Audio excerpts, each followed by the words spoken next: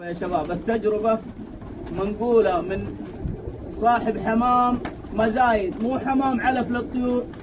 حنا المفروض ما نعطي طيرنا إلا شيء محصن. التجربة هذه لي 3 سنوات، أنا ماشي في السنة الرابعة، والله ما نقلتها إلا عقب ما شفت إنها تستاهل إني أنقلها لكم. أنا جيته وشرحت له معاناتنا وعطاني إياها وقال أبد راح تذكرني بالخير. اللي هو طال عمركم في كلوركس كاسة شاي فل كلوركس، كاسة الشاي فل كلوركس في 10 لتر موية، في 10 لتر موية.